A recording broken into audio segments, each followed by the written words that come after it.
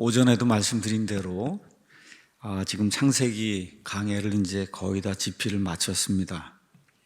창세기는 50장으로 되어 있는데 제가 강해를 할 때는 거의가 다 구절구절 강해를 합니다. 1장 1절, 1장 2절, 1장 3절 이렇게 쭉 다 강해를 하는데 이거 50장이잖아요. 이거 50장을 다 한 절 한 절 이렇게 강해를 하면 아마 강의하는 그 시간이 뭐 200시간 아마 이렇게 이제 강의를 해야 그래야 다 끝이 날 텐데 이건 책으로 이제 적어야 되는 거고 또 책의 양이 이제 한계가 있기 때문에 그래서 모든 구절을 다 강해를 할 수가 없습니다.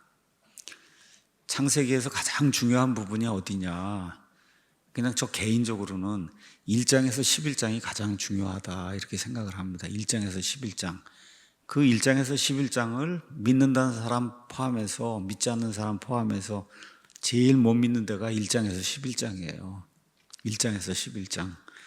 그래서 이 책을 이제 지으면서 한 600페이지 정도 이제 되는데 1장에서 11장은 상세하게 제가 강의를 했어요. 그 다음에 이제 12장부터 나머지 이제 50장까지 여기 나와 있는 거는 구속사에서 중요한 것들만 이렇게 중심으로 이제 집필을 했습니다. 그래서 그 부분에는 아브라함의 생애가 있고 이삭의 생애가 있고 야곱의 생애와 12지파 그 족장들의 그런 그 생애가 이제 있습니다. 그래서 몇 주 전부터 제가 오후 시간에는 아브라함의 생애에서 일어난 일들을 가지고 이제 여러분에게 말씀을 드렸습니다. 그래서 아브라함 언약, 멜기세덱 이야기를 드렸고 또 아브라함이 의롭다고 인정받았을 때 그 칭의, 믿음, 그 다음에 할례 이런 관계를 여러분에게 말씀드렸고 또 지난 시간에는 그 믿음과 행위, 로마서와 야고보서에 로마서는 믿음으로 의롭다고 인정받았다고 하고 야고보서는 행위로 의롭다고 인정받았다고 하는데 이 차이가 뭐냐? 그래서 로마서하고 야고보서가 이렇게 충돌하는 거 오해를 푸는 이런 이야기를 했고 그 다음에 아브라함이 유대인들의 조상이기 때문에 그 유대인과 이스라엘의 역사가 어떤 것인가 이런 것을 여러분에게 몇 차례에 걸쳐서 이제 말씀을 드렸습니다. 오늘은 그 아브라함의 생애에서 마지막 부분 여호와 이레라고 하는 거 이거를 여러분에게 좀 설명을 하도록 하겠습니다. 여호와 이레. 그래서 부제목으로 하나님의 섭리와 예비 이렇게 이제 했는데 영어로는 섭리라고 하는 단어가 providence예요. providence. 예비는 provision 이렇게 이제 되어 있거든요. 이게 여호와 이레라는 뜻입니다. 여호와 이레. 그래서 이거를 여러분에게 설명하도록 하겠습니다. 창세기 22장은 뭐 구약성경 많이 읽으신 분들은 잘 아는 내용이고 여호와 이레라고 하는 말은 여기 14절에 이삭을 죽이려고 하다가 천사가 나타나서 죽이지 말라고 하고 그래서 눈을 들어 보니까 순양이 하나 나타났습니다. 순양, 뿔이 있는 순양, 어린 양이 아니에요. 순양이 나타났는데 그래서 갑자기 나타났는데 그게 하나님이 예비하신 거라는 거죠. 그래서 아브라함이 그곳의 이름을 여호와 이레라 하였으므로 이날까지 사람들이 이르기를 주의 산에서 그것을 보리라 하느니라 이렇게 이제 하면서 이 14절이 원래는 수동태로 되어 있습니다. 그러니까 주의 산에서 그것이 보이리라, 보여지리라 이렇게 이제 되어 있는데 우리말로 지금 능동태로 이제 푼 거예요. 개역성경은 이거를 주의 산에서 준비하리라 뭐 이런 방식으로 이제 이 성경 말씀을 적어 놨습니다. 뭐 보리라나 준비하리라가 오늘 보시면 다 같은 그런 그 내용이다. 그래서 이걸 여러분에게 좀 설명하도록 하겠습니다. 여호와 이레 많이 들었을 거예요. 많은 분들이 이레 그러니까 그게 7인 줄 알고 있어요. 7. 이레 이런 얘기가 나오니까 그거 7 얘기하는 게 아니에요. 여호와 이레라고 하는 그 말 자체가 히브리 말을 그대로 음역을 한 겁니다. 지호바 자이레. 그 미국 사람은 그렇게 읽는 거예요. 자, 그래서 이 여호와 이레라고 하는 이 지명, 이 호칭 안에 성경 전체에 복음이 압축되어 있다. 하나님이 미리 보시고 예비하신다는 뜻이에요. 미리 보시고 예비하신다. 그래서 하나님께서는 우리가 필요로 하는 모든 것을 우리가 알기도 전에 미리 보시고 준비하신다는 거예요. 그러니까 이 땅에서 필요한 것들뿐만 아니라 우리에게 필요한 모든 것들을 그렇게 이제 예비하신다. 자, 이 호칭은 어디에서 나온 거냐 하면 이삭을 죽이려고 하는 그 장면에서 이제 나오게 되는 거거든요. 그래서 너무나 아브라함 입장에서는 감격스러운 그런 일이에요. 아들을 죽이려고 그랬는데 갑자기 순양이 나타나서 그래서 아들 대신 순양을 죽이고 그렇게 해서 이제 하나님께 예물을 드렸으니까 너무나 큰 감격이 있었을 겁니다. 근데 이거를 그런 감격의 눈으로만 보면 안 되고 성경 전체를 관통하는 하나님의 구원의 일, 구원의 역사, 이런 그 구원 계획 이런 걸로 우리가 이해를 해야 된다. 그래서 구약 성경에 나와 있는 많은 것들이 신약 성경에서 그대로 실체로 이루어집니다. 성막도 그렇고 멜기세덱도 그렇고 여기 지금 나와 있는 이 순양, 이 순양도 그렇고 그다음에 여호와 이레도 그렇고 이 모든 게 예표, 영어로는 이제 타입이라는 거예요. 이게 미리 이렇게 보여주는 거예요. 모형이에요. 실체는 이제 나중에 신약 시대에 이루어지거든요. 그래서 여기 나와 있는 이 모든 기사도 실제로 일어난 일인데 그냥 그 일어난 일로 끝나면 안 되고 이 의미가 뭐냐 이렇게 했을 때 나중에 실체로서 이것이 드러나게 된다는 거, 이걸 기억을 하면 좋습니다. 자, 아브라함의 생애를 한번 이렇게 쭉 요약을 해보겠습니다. 지금부터 한 4,000년 전에 아브라함이 살았어요. 예수님 오시기 한 2,000년 전에 갈대아 우르에서 지금의 이라크 바그다드 있는데 한 300km 떨어진 이 지역에서 이제 살았다. 자, 창세기 12장 1절에서 3절 가서 보니까 전에 주께서 아브라함에게 이르시되 너는 내 고향과 친족과 아버지 집을 떠나 갈대아 우르를 떠나 내가 내게 보여줄 땅으로 가라. 내가 너로부터 큰 민족을 만들고 내게 복을 주어 내 이름을 크게 하리니 내가 복이 되리라. 이렇게 이제 하나님 말씀해 주십니다. 그래서 땅을 주겠다고 하고 큰 민족을 만들겠다고 하시고 또 아브라함이라는 그 이름 자체가 복이 되게 그렇게 해주겠다고 하나님이 이제 말씀하십니다. 그래서 데라와 함께 떠나서 어디로 갔다 그러죠? 이 하란이라고 하는 데 가서, 그래서 아버지 데라가 죽은 다음에 아브라함이 드디어 이 터키에 있는 이 하란을 떠나서 가나안 땅으로 이제 들어오게 됩니다. 그래서 4절 가서 보니까 아브라함이 주께서 전에 자기에게 말씀하신 대로 떠나면서 가나안 땅에 들어왔는데 그 가나안 땅에 들어온 게 12장 4절 여기 기록된 이게 75세 때 들어왔다. 75세. 자, 그 이후에 시간이 이제 어느 정도 이제 지나서 대략적으로 한 9년이나 뭐 10년쯤 이렇게 지난 그 시점에 아브라함이 믿음으로 의롭다고 여겨지는 칭의 사건이 발생을 한다. 그게 창세기 15장에 기록이 되어 있어요. 아이가 전혀 없는데 하나님께서 아브라함을 데리고 밖으로 나가서 하늘의 별들을 보여주고 내 씨가 이와 같으리라 이렇게 얘기할 때 아브라함이 주를 믿으니 주께서 그것을 그에게 의로 여겨주셨다. 그게 한 84세쯤 학자들이 그렇게 이제 이야기를 합니다. 대충. 하여튼 75세 이후에 어느 시점에. 자, 그런데 아이를 낳아야 되는데 낳질 못하니까 그래서 이 사라의 말을 듣고 그리고 하가를 취해서 결국은 창세기 16장 3절에 있는 것처럼 86세에 이스마엘을 낳습니다. 이스마엘을. 그 이스마엘에게서 지금의 아랍 사람들이 나오는 거다. 이렇게 이제 이해하시면 되고, 그러고 나서 13년이 이제 지난 다음에 하나님께서 창세기 17장에 가서 보시면 또 아브라함에게 나타나셔서 이번에 이제 할례 그런 이제 표적을 주시고 이렇게 이제 하고 이삭을 낳게 되는 일이 창세기 21장 5절에서 몇 세에 낳냐? 100세에 낳은 거예요. 그러니까 75세에 여기 가나안 땅에 이제 들어와서 한 84세쯤에 의롭다고 여겨지는 칭의를 경험을 하고 그러고 나서 86세에 이스마엘을 낳고 13년이 지나서 99세에 할례 언약을 받고 드디어 이제 100세에 가서 이삭을 이제 낳은 겁니다. 이렇게 해서 모든 게 다 끝났으면 너무나 좋았을 텐데 어떤 일이 생기냐? 한 20년쯤 지나서 창세기 22장 그 다음 장으로 넘어가서 이 아들 이삭을 나한테 희생물로 바치라고 하나님께서 이제 말씀을 하시는 내용이 그 안에 기록이 되어 있습니다.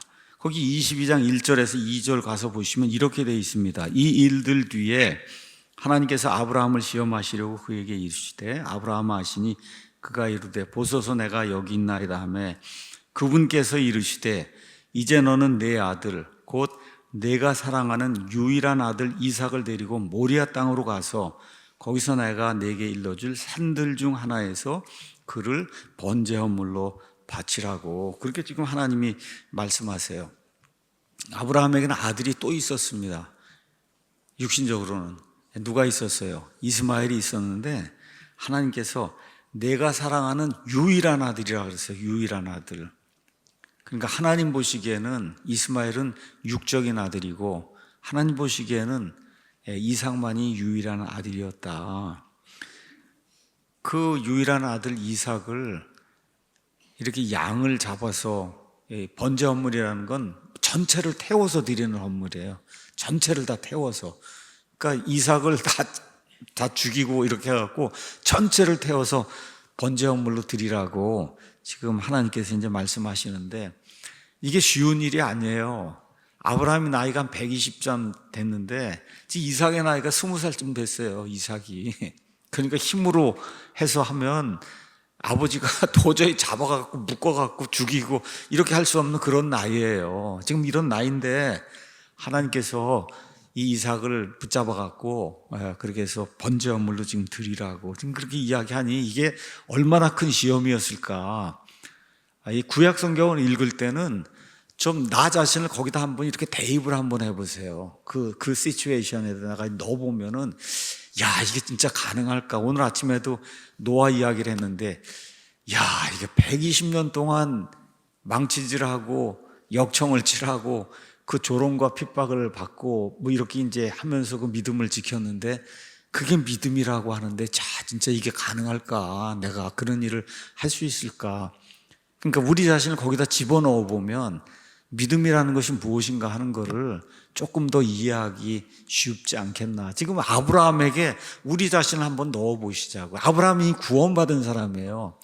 이걸 이삭을 바쳐갖고 좀 구원받으려고 하는 게 아니라 이미 구원받은 사람인데 하나님께서 아브라함을 지금 시험하시는데 도저히 인간적으로는 할 수 없는 그런 일을 지금 하나님이 요청을 하는 거잖아요. 근데 아브라함이 하나님 말씀에 순종해서 이삭을 데리고 모리아산, 모리아 지방에 있는 산들 중에 하나, 그래서 예루살렘에 거기 몇 개의 산이 있습니다. 올리브산도 있고 이렇게 이제 산이 있는데 그 산 중에 하나가 모리아산입니다. 모리아산.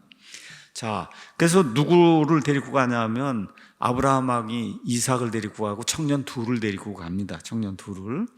자, 그런데 맨 끝에 가서는 청년들은 여기다 남겨두고 그 청년들 다 데리고 가면은 아브라함이 죽이려고 그러면 청년들이 그냥 있겠어요. 안 됩니다. 그러고 달려 들어가고 아브라함을 맞고 그러면 일이 안 되니까 자기 아들 이삭만 이제 데리고 그래서 청년 이삭이 나무를 지고 지금 모리아 산을 지금 오르고 있잖아요. 아버지의 유일한 아들이. 자, 한번 이렇게 생각해 보시면 그 모리아 산 거기에서 갈보리가 그 안에 있고 예수님이 거기서 지금 죽임을 당하시는 그런 장면을 한번 이렇게 연상을 해보시자고요. 아버지가 가서 사실은 죽으라고 아들을 보낸 거잖아요. 예수님도. 근데 그 예수님이 묵묵히 순종을 하고 그리고 모리아산의 어느 한 부분 거기 갈보리에서 예수님이 죽임을 당하는데 지금 그 모습이 이삭의 모습. 이삭은 뭐 가서 보시면 별거 없는 뭐 무슨 내용이 없는 것 같은데 이런 데서 이삭의 그 위대함이 이제 나타나는 거죠. 그 아버지보다 힘이 더 셀 수도 있는데 도망갈 수도 있는데 묵묵히 순종하고 가는 그런 모습이 예수 그리스도의 그런 예표로 이렇게 볼 수 있는 그런 그 증거다. 자, 그래서 산을 오르는 가운데 이삭이 묻지 않습니까? 뭐라고 물어요? 아버지, 불과 나무는 여기 있는데 번제 헌물로 드릴 어린 양은 어디 있습니까? 그랬더니 이 아브라함이 내 아들아 번제 헌물로 쓸 어린 양은 하나님께서 자신을 위해 예비하실 거다. 그렇게 지금 이야기하고 있어요. 여기 가서 보니까 어린 양이 어디 있냐 그러잖아요. 어린 양이 어디 있냐. 그 이삭의 이 질문이 단순히 한 청년의 질문이 아니고 성경 전체를 관통하는 그런 질문이다. 어린 양이 어디 있습니까? 사람들이 찾는 거예요. 어린 양이 있어야 대신속죄, 희생물이 있어야 사람들이 구원받을 수 있는 그런 내용으로 성경이 가득 차 있는데 지금 이삭이 지금 그걸 묻는 거 아니에요. 그래서 어려운 부탁에 이제 등장하는 게 출애굽기 12장에 6월절 어린 양이 이제 나오게 되고 이사야서 53장에 가면 그는 예수 그리스도에 대해서 도살장으로 향하는 어린 양같이 끌려갔다. 이렇게 어린 양이 이제 조금 더 명확하게 분명하게 이제 드러나게 되고 마침내 요한복음 1장 29절 가서 보니까 침례자 요한이 예수님을 가리켜서 세상 죄를 제거하시는 하나님의 어린 양을 보라. 이렇게 이제 이야기하면서 그 답이 온전하게 드러난 거예요. 아브라함은 그 답을 아직까지 대답할 수 없어요. 근데 하나님이 예비하실 거다만 대답할 수 있지. 그게 진짜 무엇을 의미하는 건지 대답을 못 했거든요. 근데 결국은 2000년 지나서 그 예수 그리스도께서 하나님의 어린 양으로 오시는 그런 내용이 성경에 기록이 되어 있는 거죠.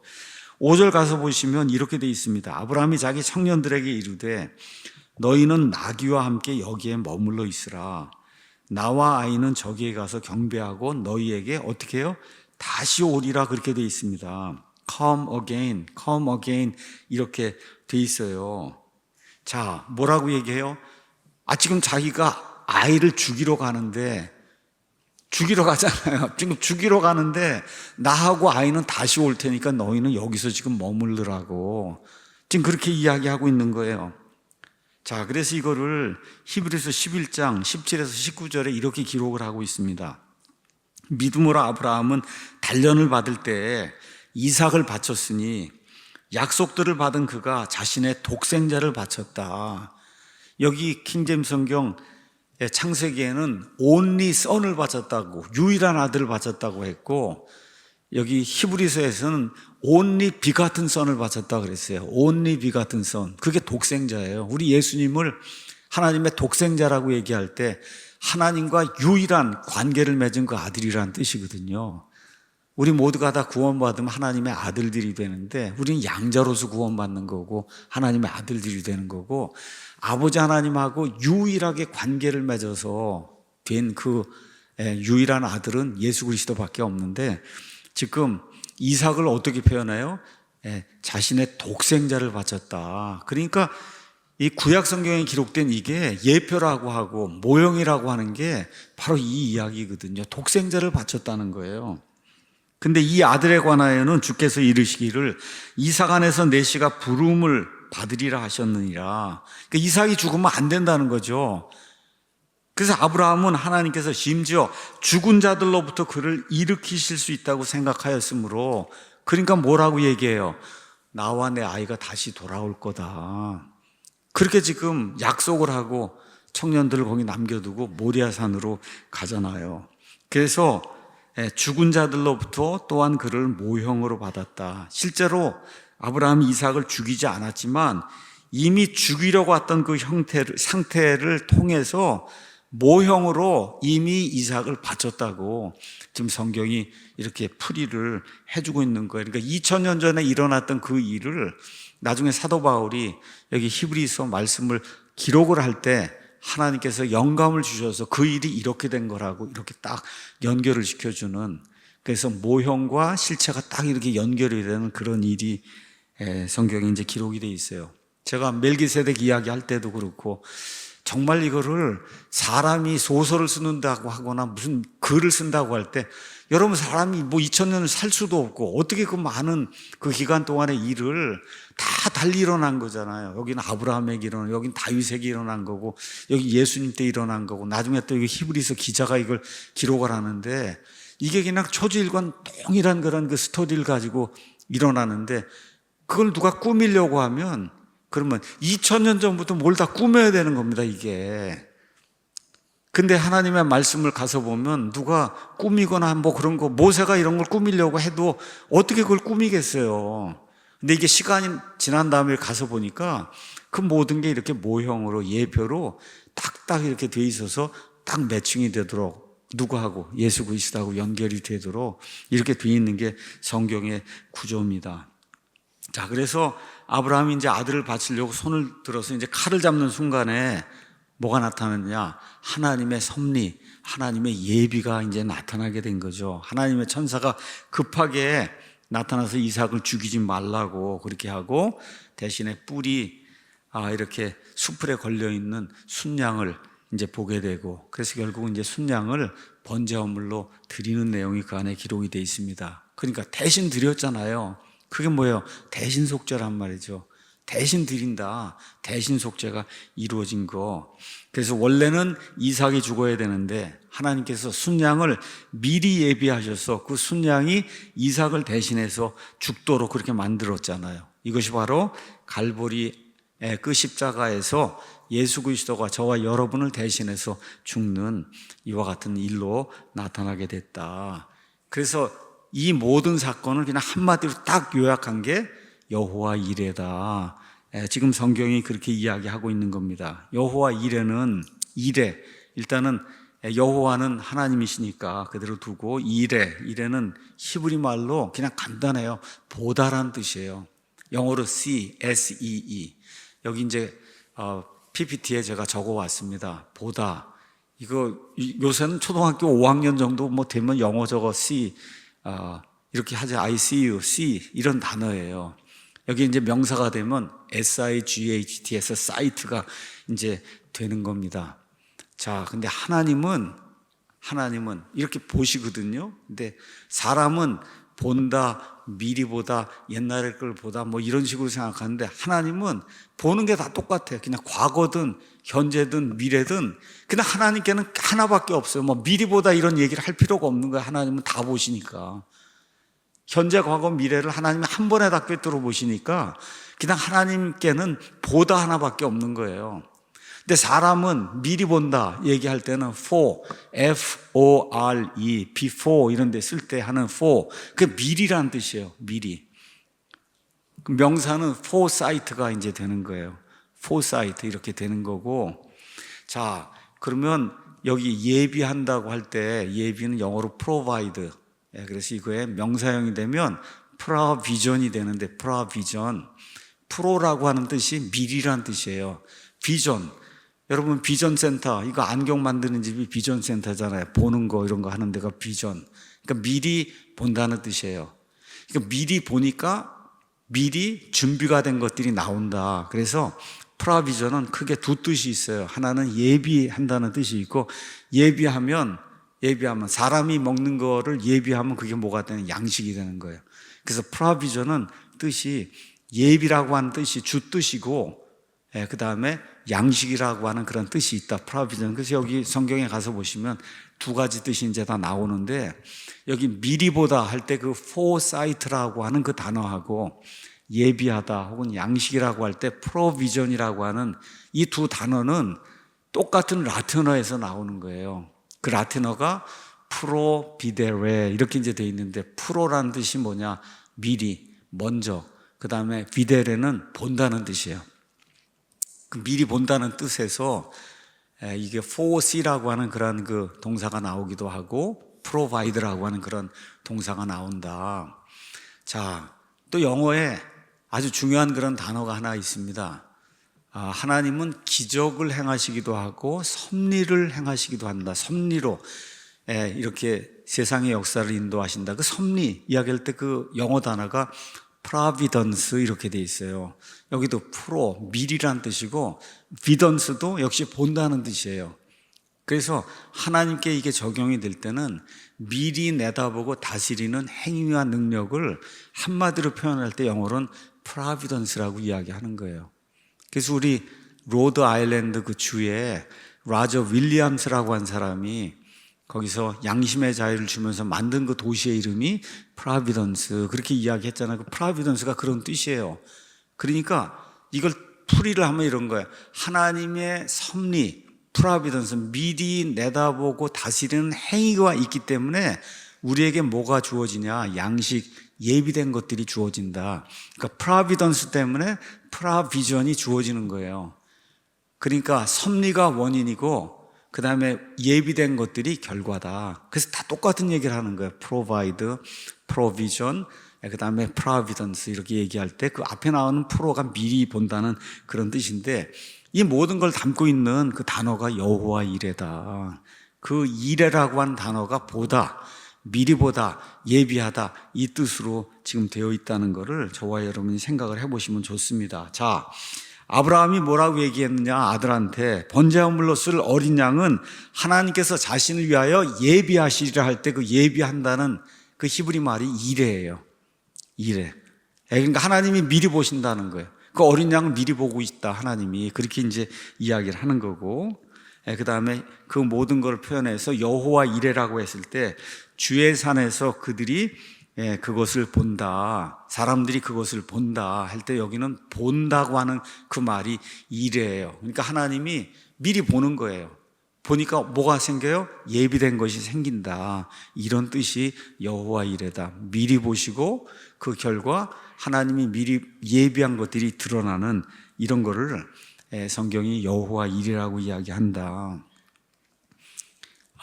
구약 성경에 가서 보시면 선견자라고 하는 말이 있습니다. 선견자는 seer로 돼 있어요. S-E-E-R 이렇게 돼 있어요.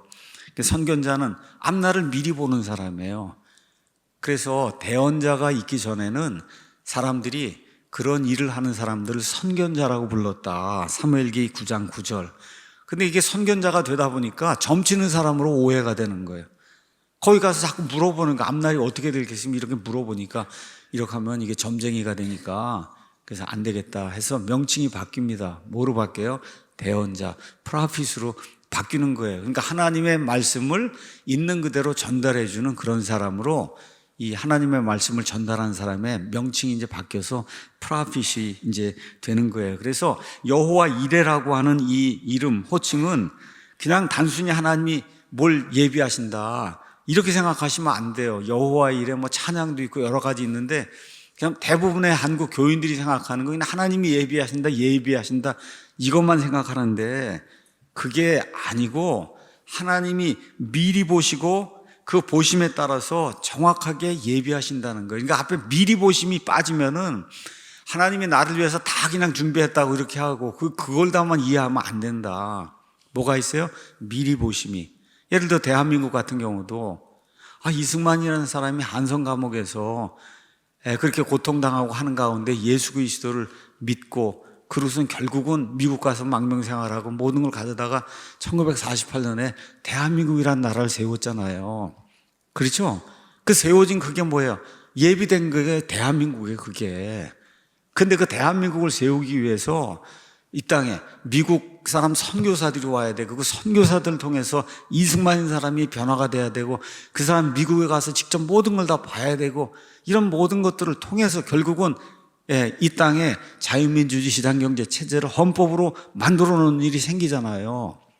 그래서 태어난 나라가 대한민국의 헌법이란 말이에요. 그게 예비된 거고 그 예비된 것만 늘 생각하면 안 된다는 거죠. 하나님이 미리 보시고 이승만이라는 분이 아마 1876년인가 생이에요. 1876년.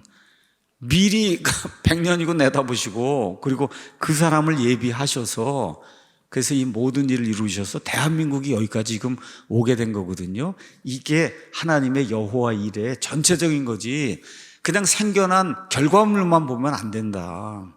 그 결과물을 내기 위해서 하나님이 미리 100년, 150년 우리나라 같으면 그걸 내다보고 이승만이라는 사람 하나 세워놓잖아요. 이게 여러분 우리 인간의 힘으로 이게 가능하겠습니까? 그 당시 사람들 보통 평균 수명이 50, 45세, 50세 이렇게 죽는데 이승만이라면 거의 90세까지 살잖아요. 그렇죠? 아마 제가 정확히 나이는 모르게 아마 75세 정도의 대통령이 된 거예요. 이거 생각이 잘 안 될 거예요. 그게 젊어서 대통령이 된 게 아니에요, 우리나라에. 그러니까 이런 모든 일 하나하나 이게 하나님이 미리 내다보시고 그래서 이런 일 이루었다고 하는 것을 이 여호와 이레라고 이제 이야기하는 거다. 자, 아브라함은 가는 곳마다 제단을 쌓고 하나님께 희생물 드리며 예배를 드렸다고 창세기 12장 8절, 13장 4절이 얘기합니다. 자, 그런데 이 희생 예물을 드린 거 이거 자체가 실체가 아니고 실체를 가리키는 그림자, 모형이다. 왜 그러냐? 히브리서 10장 4절이 황소와 염소의 피가 죄들을 제공하는 건 불가능하다. 그러니까 아브라함이 뭘 많이 드리고 했어도 그것들로 죄들을 제거하는 건 불가능하다 그랬어요. 그러니까 그림자에 지나지 않는다. 그러니까 결국은 뭐예요? 실체가 와야 된다는 거잖아요. 실체. 그런 의미에서 창세기 22장에 이삭을 바친 이 사건이 대단히 중요하다는 거죠. 아까 말씀드린 것처럼 히브리서 11장 19절 모형으로 이미 이삭을 바친 거나 마찬가지다. 그래서 실제로 이삭 대신에 순양이 이제 죽잖아요. 그래서 이삭은 뭘 이야기하는 거냐? 앞으로 다가올 실체, 그 실체를 이야기하는데 그 실체가 누구냐? 성경은 예수 그리스도라고 이야기하고 있습니다. 미가서 6장 6절에서 7절은 이런 말씀을 얘기합니다. 내가 무엇을 가지고 주 앞에 가며 높으신 하나님 앞에서 절을 할까? 내가 번제 헌물과 1년 된 송아지를 가지고 그분 앞에 갈까? 짐승 희생물을 드릴까? 주께서 수천의 순양이나 수만의 강물 같은 기름을 기뻐하실까? 내가 내 범법으로 인해 내 맏아들을, 내 혼의 죄로 인해 내 몸의 열매, 내 아들을 드릴까? 지금 그렇게 이야기하잖아요. 그걸 다 안 된다는 거잖아요. 짐승의 희생물로도 안 되고 심지어 자기 자식을 드려도 죄 문제가 해결이 될 수 없다. 지금 성경이 그렇게 이야기하는 거예요. 그래서 하나님께서 기뻐하시는 완전한 희생은 하나님이 미리 내다보고 준비하신 하나님의 희생이 돼야 되는데 그게 누구예요? 예수 그리스도. 이미 창세전에 죽임당하신 그 하나님의 어린 양 예수 그리스도, 그분께서 그것도 꼭 어디에서 예수님이 처형을 당하셔야 돼요? 모리아산에서 처형을 당하셔야 되는 거예요. 모리아산에서. 딴 데는 안 됩니다. 모리아산, 그 갈보리가 있는 거기에서 처형을 당해야 된다. 이 모든 거를 창세전에 하나님 미리 내다보시고 다 이 이삭의 사건을 통해서 이렇게 준비해 놓으셨다. 자, 모리아산이 어디에 나오냐? 역대기야 3장 1절 가서 보면 솔로몬이 성전을 건축하고 그리고 하나님께 이거 봉헌하는 그런 내용이 있는데 어디에다 성전을 건축했다 그래요? 모리아산에. 성전 건축했으면 거기서 많은 희생물을 드렸을 거 아닙니까? 그렇죠? 자, 그러면 그 땅이 어떻게 준비가 됐냐? 이건 솔로몬이 준비한 게 아니라 참 하나님이 묘하게 다윗이 나중에 모든 권세를 누리게 되고 그러니까 교만하게 돼서 도대체 인구가 얼마고 군사가 얼마냐 그러고 사람들의 수를 세는 이런 그 교만한 일을 하잖아요. 하나님이 징계를 하시잖아요.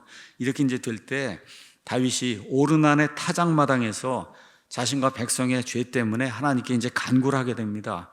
거기서 제단을 쌓고 희생물을 드렸는데 거기가 어디예요? 거기가 모리아산이에요. 그러니까 참 묘하죠. 다윗이 교만하게 그렇게 죄를 짓는 그런 일이 없었으면 그 모리아산을 그 오르난에게서 구입하는 그런 일도 사실은 생기지 않았을 텐데 하나님께서 하여튼 미리 내다보시고 여러 가지 일들을 하나님이 원하시는 그런 방향으로 이끌어 가시는 걸 그거를 섭리라고 이야기하는 거예요. 인간은 그 당시에는 이해가 잘 안 됩니다. 근데 거기가 솔로몬이 성전을 지은 그 터가 됐고 그리고 솔로몬 이후 한 1000년쯤 지나서 거기에 누가 나타나요? 진짜 인간을 대속할 수 있는 하나님의 어린 양 그 예수님이 바로 거기 그 자리에 그 갈보리에 나타나셔서 그래서 거기서 하나님의 어린 양으로 피를 흘리고 죽으시고 그리고 결국 묻혔다가 부활하시는 그런 일이 이제 생기게 되잖아요. 그런 일들을 사람이 이거를 구성을 하려고 이야기를 꾸미려고 해도 도대체 1000년이고 뭐 얼마를 살아야 그걸 다 꾸밀 거 아닙니까 이게. 근데 그게 인간은 100년 살면 끝나는데 이걸 어떻게 구상해서 하려고 해도 되지 않는 그런 일을 그걸 하나님께서 세상에 창건 이전부터 그 일을 준비해 오셨다고 성경이 우리에게 이야기하는 거죠. 자, 이런 이야기 하다 보면 요한복음 8장 56절에 예수님께서 이런 말씀을 합니다. 너희 아버지 아브라함은 나의 날 보기를 기뻐하다가 그날을 보고 즐거워했다. 이런 얘기가 나와요. 그러면 구약 성경 아브라함과 관련된 기사를 가서 보면 정말 아브라함이 예수님의 날을 보려고 했다 뭐 이런 내용이 있습니까? 없습니까? 없잖아요. 없어요. 그런데도 불구하고 예수님께서 뭐라고 얘기하시냐? 아브라함이 예수님의 날을 멀리서 바라보고 기뻐했다. 이거를 참 정말 목사들이 한심한 사람이 많습니다. 아브라함이 예수님을 믿었다는 거예요. 예수님을 믿었다고. 참 안타깝습니다. 예. 여러분, 노아가 예수님 믿었어요? 한번. 사람은 자기가 주어진 그 시점까지 하나님이 계시한 그 말씀에 근거해서 하나님의 말씀을 믿는 거예요. 하나님과 하나님의 말씀을 믿는 거지. 예. 근데 지금 이 시대에는 예수님께서 2000년 전에 오셔서 우리가 예수 그리스도를 믿어야만 구원받습니다, 지금. 근데 성경 전체를 가서 보면 구약 시대에도 그렇고 다윗의 시대에도 그렇고 계시가 계속 점점 발전해 나가서 예수 그리스도 요한계시록 거기 가면서 이제 계시가 끝이 나기 때문에 주어진 계시의 양이 다 달라요. 그러면 그때 사는 사람은 어디까지 믿으면 돼요? 주어진 계시까지만 믿으면 되는 거예요. 주어진 계시. 그게 뭐예요? 아브라함이 주를 믿으니 하나님께서 그것을 그에게 의로 여겨주셨다. 예수님을 믿었어요? 하나님이 내시가 하늘의 별들같이 되리라고 하신 그 하나님과 하나님 말씀을 믿은 거잖아요. 성경에 있는 그대로 믿어야지 그거를 예수님을 믿었다고 이렇게 둔갑을 시키면 그러면 성경 그대로 믿는 게 아니에요.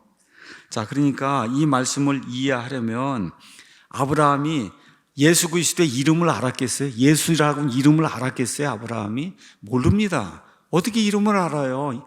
2000년 지나야 예수님이 등장을 하는데 어떻게 그 이름을 알고 십자가에서 죽고 피를 흘리고 죽고 부활하신 이런 거를 아브라함이 알았겠어요? 모릅니다. 내용 몰라요. 사도 베드로가 베드로전서 1장 10절에서 12절에 구약시대의 대언자들이 어떤 일을 했냐, 부지런히 조사하고 탐구까지 했다는 거예요. 부지런히. 뭘 탐구했냐? 자기들 안에 계신 그리스도의 영께서 그리스도의 고난과 그 뒤에 있을 영광을 미리 증언해 주실 때에, 이사야서 53장에 있는 말씀이라든지 이런 거를 증언해 주실 때에 그 영께서 무엇을 혹은 어느 때를 겉으로 드러내 보여주셨는지 탐구를 했다. 열심히 연구는 했지만 진짜 그분이 예수란 이름을 가지고 이 땅에 오시고 그래서 십자가에서 죽으시고 이런 거는 구약시대 대언자들이 알지 못했어요. 그래서 에티오피아 내시가 이사야에서 그 53장을 읽었잖아요. 그리고 묻잖아요. 이사야 대언자가 여기 기록한 이 사람 이게 누구냐? 대언자냐? 아니면 도대체 누구냐는 거예요. 지금 그렇게 우리가 성경을 있는 그대로 봐야 되거든요. 그러니까 신약시대 저와 여러분은 십자가 사건 이후에 살기 때문에 예수님이 어떤 분이신지 여기 성경 기록에 다 나와 있으니까 예수님이 하나님의 어디냐 이거 다 안단 말이에요. 근데 그걸 그대로 적용해서 십자가 사건 전에 1000년 전에 2000년 전에 3000년 전에 4000년 전에 노아가 예수님을 믿었다고 이렇게 나오면 그건 의도는 이해를 해요. 의도는 참 그렇게 열심히 해보려고 그런 거구나. 의도는 이해가 되지만 성경적으로는 옳지 않다. 성경적으로는 옳지 않습니다. 그러면 예수님이 뭐라 그랬어요? 아브라함이 나의 날 보기를 기뻐하다가 그날을 보고 즐거워했다. 무슨 사건이겠어요? 요거 창세기 22장 사건이겠죠. 이거 외에는 다른 사건이 없잖아요. 예수님하고 연관이 되는 그런 사건이. 자, 그러니까 아브라함이 자기 시대까지 주어진 그 계시와 분량에 따라서 자기 씨로 말미암아 거기 땅의 모든 가족들이 복을 받는다고 22장 끝나는 그 부분에도 이제 기록이 돼 있잖아요. 그걸 어떻게 했다는 거예요? 믿음으로 바라봤고, 그 다음에 특별히 모리아산에서 여호와 일의 사건을 통해서 하나님께서 친히 인류를 대속하는 그런 대속물을 예비할 거다. 하나님이 자기에게 대신 속죄물을 줬잖아요. 그렇죠? 지금 그거를 생각을 하고, 그리고 그거를 경험을 하고, 그래서 그 약속, 그 경험을 통해서 장차 오실 그 예수님의 구원의 날을 어렴풋이 바라보고 기뻐했다. 이런 의미로 이해를 해야지.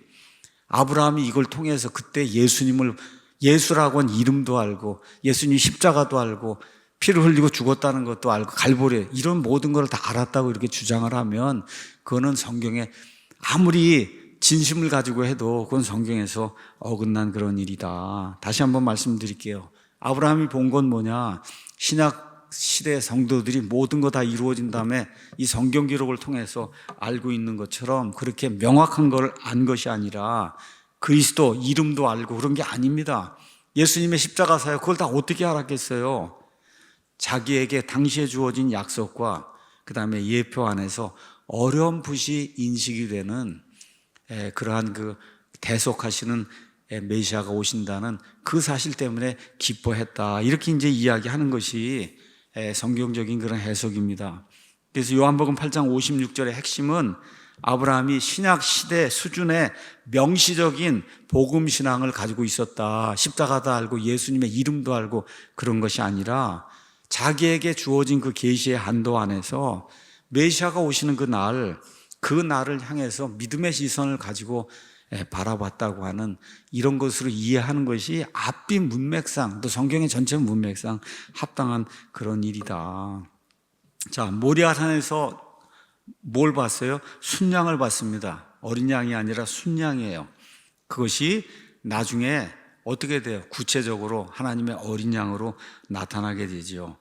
그래서 이런 것도 이제 보면서 예수님께서 그 모리아산 거기 갈보리 그 십자가에서 요한복음 19장 30절에 다 이루었다고 이제 말씀하시잖아요. 영어로 it is finished. 여기 it은 하나님의 모든 계획이다 이렇게 생각하시면 됩니다. It is finished. 다 끝났다. 이거는 단순히 죽음의 외침이 아니고 하나님의 구속 계획이 완전히 끝이 났다고 하는 그런 선언. 그러면서 뭐가 이루어졌어요? 휘장이 위에서부터 아래로 쫙 찢어지면서 구약이 끝나고 그래서 하나님 앞에 직통으로 모두가 들어갈 수 있는 그런 길이 열리게 되는 거를 성경이 우리에게 이야기하는 거예요. 그거를 창세기 22장의 말로 표현하면 여호와 이레가 이제 완전히 이루어진 거다.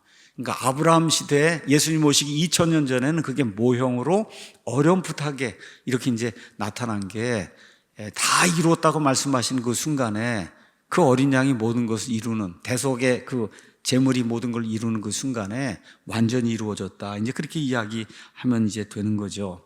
그래서 지금 모리아산이 대단히 중요한데요. 거기가 성전산이라고 이제 이야기하는데 아시는 것처럼 1948년 5월 14일에 한 2000년 동안 떠돌아다니던 이스라엘 백성이 저게 나라를 이제 건국을 했습니다. 인류 역사에서 이런 사례는 없잖아요. 자, 그런데 하나님의 말씀을 그대로 이루기 위해서는 예수님께서 올리브산에서 올라가셨다가 다시 올리브산으로 재림하시려고 하면 그러면 어떻게 되고 올리브산이 바로 그 모리아산 옆에 있는 그 예루살렘 그 지역인데 거기가 구 예루살렘이에요. 그 구 예루살렘이 이스라엘의 통치하에 있어야 그래 예수님이 거기로 오실 거 아닙니까? 그 일은 1948년에 이루어진 게 아니라 1967년에 6.1 전쟁을 통해서 갑작스럽게 구 예루살렘 시가지를 이스라엘이 이제 차지하는 그런 일이 이제 생긴 거예요. 그 안에 뭐가 있다고요? 모리아산이 그 안에 있는 거예요. 성전산이 그 안에 있는데 지금 그 자리에는 뭐가 서 있어요? 이슬람교의 황금돔 사원이 있고 알 아크사 모스크가 그 안에 들어가 있습니다. 그래서 거기서 이슬람 사람들이 와서 이렇게 깔고 그리고 이제 한단 말에 예배를 드리고 이제 이렇게 하니까 거기서 충돌이 발생할까봐 그래서 거기다 지금 성전을 짓지 못하고 있습니다. 그러니까 저 이스라엘의 분쟁은 한마디로 딱 하나예요. 그 모리아산 바로 그 자리에 이스라엘이 성전을 짓고 예배를 드릴 수 있느냐 없느냐 그 문제 하나 때문에 지금 저렇게 중동 문제가 계속해서 온 세계 모든 사람들을 지금 괴롭히고 있는 거죠. 그래서 이스라엘 사람들 입장에서는 여기가 우리 아브라함이 이삭을 드리려고 했던 그 자리고 솔로몬 성전이 세워졌던 그 자리고 하나님께서 자신의 이름 이걸 둔 자리 여호와 이레라는 그 이름을 둔 자리고 그래서 이 자리에만 지어야 된다 지금 그렇게 이야기하고 해서 지금 계속해서 긴장이 이제 일어나고 이스라엘 사람들이 다 준비했어요. 모든 거를. 구약시대에 하나님께 희생예물 드리던 모든 것들을 다 준비했습니다. 그걸 준비하는 그 단체가 템플 인스티튜트예요. 성전 위원회라고 할까? 하여튼 여기에서 구약시대에 하나님 그 성막 만들고 해서 했던 그런 모든 그 기구들, 이런 모든 것들을 다 준비하고 그 일을 위해서 그러면 이 죄를 속죄하기 위해서 뿌리는 이런 그 물이 있어야 됩니다. 거기에 뭐가 있어야 되냐? 레드 헤이퍼라고 하는 붉은색의 이 소가 있어야 되는 거예요. 붉은색의 소. 그 붉은색의 그 소가 있어야 되는데 이거는 흠이 없어야 되는 거예요. 이게 이 털 하나에도 흠이 있으면 안 되는 거예요. 그래서 이거를 찾느라고 엄청 찾아갖고 이거를 다 발견해갖고 지금 다 준비를 해놨어요. 그것까지 그 흠이 없는 그 레드 헤이퍼, 붉은색의 그 암소를 다 지금 준비해놓고 기다리고 있어요. 뭘 하려고 그러냐? 어떻게든 성전을 짓고 이렇게 해서 하나님께 희생 예물을 드려야 되겠다. 여기 유대인들의 성전이 있는데 처음에 이제 성막을 졌고 솔로몬이 이제 성전을 졌습니다. 이렇게 했는데 그 성전이 바빌론의 침략에 의해서 완전히 다 무너져 버리고 70년 바빌론 이제 통치한 다음에 다시 돌아와서 정말 초라하게 스룹바벨과 그 사람들이 성전을 졌습니다. 너무 초라하게. 그게 이제 두 번째 성전이에요. 두 번째 성전. 그게 언제까지 가냐? 예수님 때까지 이제 가는데 헤롯이라는 사람이 등장을 해서 이 사람은 반쯤 피가 이렇게 흐르는 이교도예요. 에돔 사람이에요. 그래서 이 사람이 유대인들에게 환심을 사기 위해서 이 스룹바벨의 성전이 너무 초라하니까 그래서 46년에 걸쳐서 이 스룹바벨의 성전을 황금으로 이렇게 해서 다 덮어서 만듭니다. 그게 예수님 때 있던 그 성전이에요. 그런데 예수님 승천한 이후에 40년이 지나서 AD 70년에 로마의 티투스 장군이 와서 다 무너뜨리고 이렇게 해서 지금 성전이 없단 말이에요. 없어요. 그게 지금 거의 2000년 정도 되고 성경 가서 보면 적그리스도가 짓는 그런 성전, 적그리스도를 위한 성전이 7년 환란기에 있다. 그런 성전이 있어요. 그러고 나서 천년왕국이 7년 환란기 끝나고 이루어지면 에스겔서 40에서 48장에 있는 이 천년왕국 성전이 어디에? 그 모리아산에 지어진다고 성경이 이야기하고 있습니다. 이것이 실체다, 실체. 그래서 하나님께서 아브라함에게 주의 산에서 그것을 볼 것이다. 이렇게 하셨을 때 그 산이 뭐예요? 모리아산인데 그냥 단순히 지명을 가르쳐 주신 게 아니라 그 산이 모리아야 하고 지명을 가르쳐 주신 것이 아니라 인류의 구속의 모든 역사가 바로 여기에서 일어나게 된다. 중심 무대가 바로 여기고 내 아들 예수 그리스도가 이 모리아 바로 이삭을 바치려고 했던데 솔로몬 성전을 세웠던데 바로 여기 예루살렘 시 밖에서 예수님이 진영 밖에서 죽임을 당하시잖아요. 거기가 바로 갈보리 십자가가 있던 바로 거기. 그거를 하나님께서 보여주시기 위해서 여호와 일의 사건이라고 하는 거를 물론 아브라함 때 그게 실행이 됐지만 하나님의 계획 속에는 세상을 창건하기 전에 그게 다 들어있어서 하나님이 그걸 다 미리 내다보시고 그리고 아브라함 사건도 예비하시고 그리고 결국은 예수 그리스도 그 예비하신 분을 보내셔서 그분이 다 이루었다고 하실 때 그 모리아산에서 이루시고자 했던 하나님의 모든 구속의 계획이 온전하게 이루어지는 그런 일이 생기게 됐다. 이거를 보여준 한 단어가 뭐냐? 여호와 이레다. 그렇게 저와 여러분이 이해를 하시면 좋습니다. 그래서 요한복음 3장 16절에 하나님께서 세상을 이처럼 사랑하사 자신의 독생자를 주셨다. 근데 독생자가 나오잖아요. 누가 독생자라고요? 이삭을 지금 독생자라고 이야기하잖아요. 아브라함의 유일한 아들이라고. 그래서 이런 것이 갑자기 등장한 하나님의 계시가 아니고 창세기 22장 그 전에 창세 전에 하나님이 미리 내다보시고 마련해 놓으신 하나님의 계시다. 이거를 이해하라고 여호와 이레라고 하는 그런 이 호칭을 우리에게 주신 거다. 이거를 잘 기억하시면서 모형과 실체가 무엇인가? 이런 걸 잘 이해해야 예수님 말씀도 이해할 수 있고 히브리서 같은 그런 말씀도 이해할 수 있고, 그래서 하나님의 전체적인 그런 계획을 이렇게 포괄적으로 이해할 수 있는 그런 좋은 바이블 빌리버가 될 수 있습니다. 그래서 이번에 이제 창세기 강의 책을 지어서 이제 또 인쇄를 해서 여러분에 이제 드리고 할 텐데, 집에 그냥 가지고 가면 가지 마시고 꼭 읽으시기 바랍니다. 제가 어제 식사를 하는데 어떤 자매님이 목사님 그 레위기 책을 읽는데 하나님의 7명절이랑 너무 좋았다 그러길래 이게 훌륭한 분이구나 이분이. 이게 제가 뭘 잘 지었다 그런 얘기가 아니라 레위기 갖고 가서 7명절이 뭔지도 모르고 있는 사람이 한두 명이 아니잖아요. 그냥 책꽂이에 이렇게 꽂아두고 그거 아무 소용이 없거든요. 가서 읽으면 벌써 이게 7명절이 딱 나오고 하나님의 예언의 달력이 딱 나오고 이렇게 되면 이래야 이 사람이 하나님 앞에 신실한 사람이구나 이렇게 이해가 되잖아요. 사람도 그렇게 이해가 되는데 책만 가져다가 책장에 꽂아두면 사람도 이해가 안 되는데 그 하나님께서 어떻게 이해하시겠어요. 그래서 가지고만 가지 마시고 꼭 가져가서 읽으시기 바랍니다.